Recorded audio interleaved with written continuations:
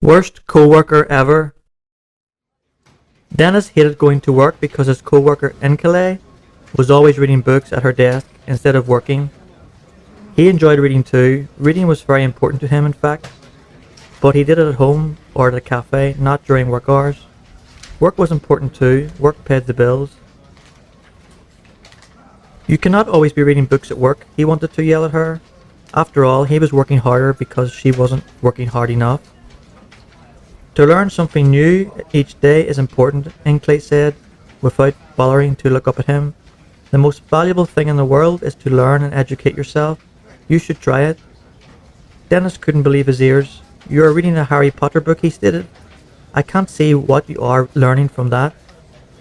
Finally, she glanced up at him and rolled her eyes. Well, perhaps you would see if you tried reading one. He dreaded to think what she could possibly be learning from such nonsense. Meanwhile, Incilay stopped to smoke a cigarette and glare at him. Try not to say something stupid next, she said. You look like you're about to. Dennis felt his face flush. I started to say something nice, but now I just want to. He remembered he was at work and decided not to say anything else.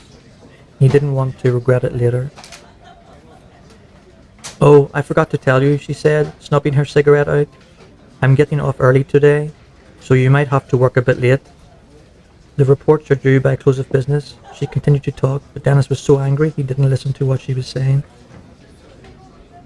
Slowly, he walked back to his desk and sat down to begin work. He just started typing when Incilay's phone rang.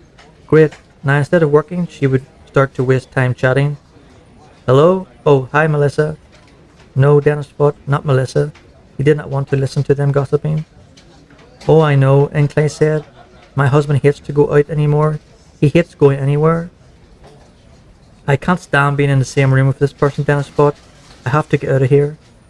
But just as soon as he stood up to leave, their boss, Mr. Randall, walked into the room. Where are you going to leave? You just got to work, Dennis.